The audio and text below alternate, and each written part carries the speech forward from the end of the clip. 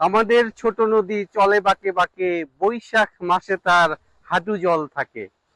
পার হয়ে যায় গরু, পার হয় গাড়ি, দুই ধার উঁচু তার, ঢালু তার পাড়ি। এই ছড়া বা এই কবিতাটি তো আমরা সবাই জানি। সে হাঁটু জলের নদী না, আমরা আপনাদেরকে নিয়ে এসেছি আজকে সেই উত্তাল মেঘনা নদীর পাড়ে। এই সেই মেঘনা নদী, যার রূপ বৈচিত্র্য দেখতে থাকলে, এই পাড়ে আসলে খালি এটার আহ, তাকিয়ে থাকতে মনে চায়। আমরা তো আপনাদেরকে বলি যে আপনারা প্রাকৃতিক খাবার, প্রাকৃতিক খাবার আপনারা গ্রহণ করবেন।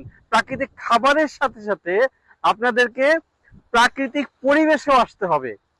এই যে একটা পরিবেশ, এই যে একটা নদীর পাড়ের বাতাস, এই যে কাশবন, এটি আপনারা না আসলে উপভোগ করতে পারবেন না।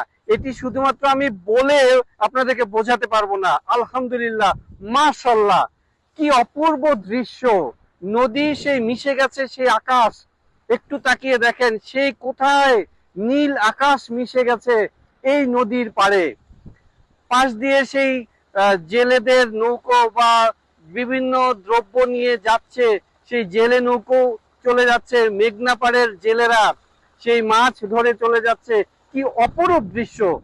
এটি আপনি নিজে না আসলে, সরাসরি না দেখলে, মাশাআল্লাহ, আলহামদুলিল্লাহ, সৃষ্টিকর্তার কাছে অশেষ কৃতজ্ঞতা যে এই বিকেলে আমাদেরকে এই পরিবেশে এনে সুন্দর একটি দৃশ্য দেখানোর সুযোগ করে দিয়েছেন। সবাই ভালো থাকুন। আসসালামু আলাইকুম।